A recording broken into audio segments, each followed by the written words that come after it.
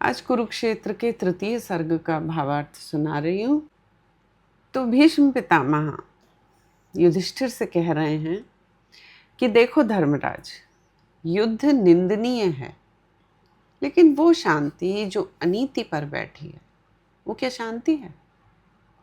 निर्बल का धन लूटकर सुख समृद्धि एकत्र करके सब समेट कर कहें कि देखो शांति है, शांति का अमृत बहने दो, इसमें क्रांति का विष मत घोलो, मुझे अपना रक्त पीने दो, कोई शिकायत कोई विद्रोह मत करो, चैन से जियो और जीने दो। सोचो, सत्ता पर जिसने अधिकार जमा लिया हो वो शांति भक्त होकर वहीं बैठा रहना चाहता है। जहां सत्ताधारी और समाज के सूत्रधार अन्यायी हों, अनीति की राह पर चलते हों, वहां शांति और संधि के नीति युक्त प्रस्ताव ठुकरा दिए जाते हों। जहां प्रजा का हृदय क्रोध से भर गया हो, मानव मन अन्याय सहते सहते खुद को कायर समझने लगा हो, ऊपर भले ही शांति दिखाई दे लेकिन भीतर भीतर एक चिंगारी धधकने लगती है, और ये चिंगारी विस्फोट में बदलेगी ही।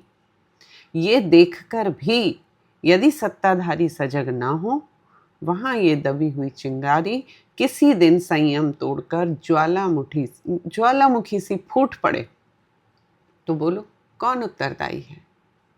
तुम ही कहो कि युद्ध की अग्नि क्या आसमान से बरसी थी या धरती से फूटी थी, या मंत्रों के प्रताप से जन्मी थी यह अग्नि? क्या कुरुक्षेत्र का युद्ध प्रारंभ होने से पहले ही हृदयों में प्रतिहिंसा का दीप नहीं चल गया था? शांति जब क्रांति का वर्ण करती है तो जान लो युद्ध निश्चित है। शांति तो वो जो जन जन के स्वभाव में स्थापित हो, किसी को बहुत ज्यादा और किसी को बहुत कम नहीं। न्याय ही शांति की पहली शर्त है।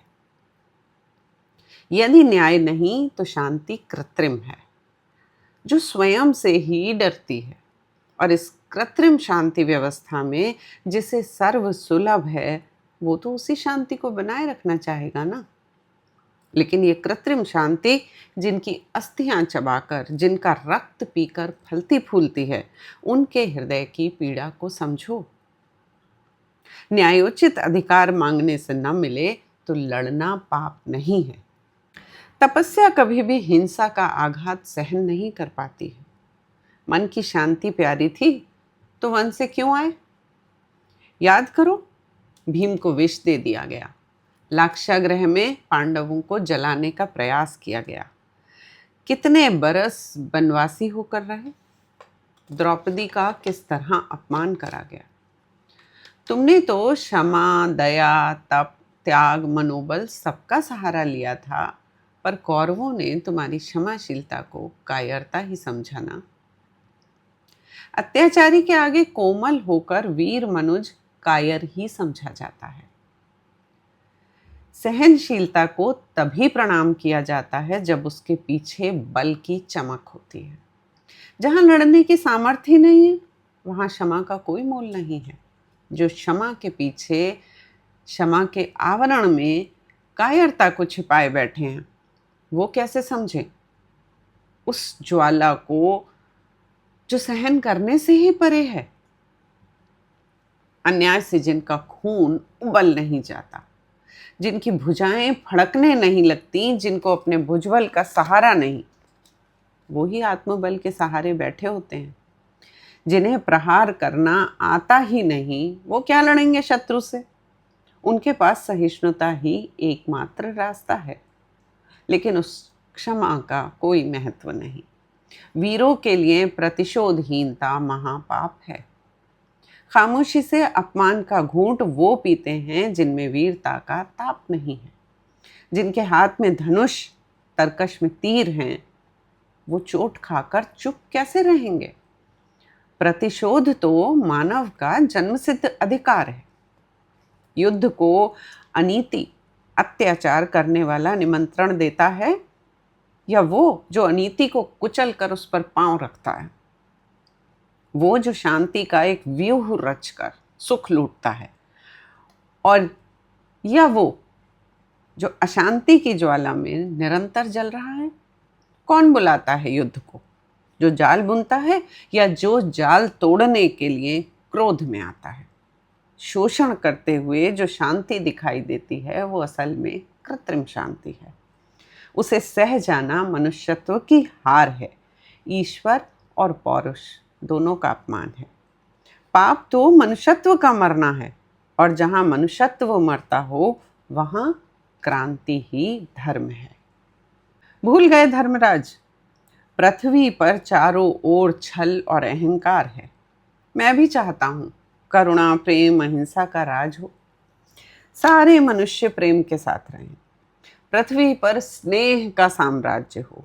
जीवन सरल हो। मनुष्य के स्वभाव से द्वेष का विष हमेशा के लिए खत्म हो जाए। लेकिन दुर्भाग्य से शांति का स्वप्न बहुत दूर है। पृथ्वी पर ऐसा आदर्श भूले भटके ही उतरता है। किसी युधिष्ठिर के प्राणों में स्वरूप लेता है, लेकिन युधिष्ठिर एक है और दुर्योधन अनगिनत। इस पृथ्वी पर तो शांति की बेल को पोषण कैसे मिलेगा? हर हृदय में जब तक शांति की चाह ना हो, शांति स्थापित नहीं हो सकती। शांति कोई बाहरी उपकरण नहीं है। शांति आत्मा से उपजने वाला तत्व है। बचो युधिष्ठिर, बचो उस शांति से जो छद्म वेश में आती है, विषमता की रखवाली कर रही है, सरलता के पीछे छिपा हुआ विष है। ये कभी खून और कभी शोषितों के आंसू पीकर पोषित होती है। कुरुक्षेत्र में जिसकी चिता जली वो शांति नहीं थी, वो दूसरों को खा जाने वाली नागिन थी। अर्जुन के धनुष उठा लेने को दुष्क्रांति मत कहो। तुम ही बताओ कौन पापी है, मनुष्य से उसका न्यायोचित अधिकार छीनने वाला या अन्याय का शीश काटने के लिए तलवार उठाने वाला?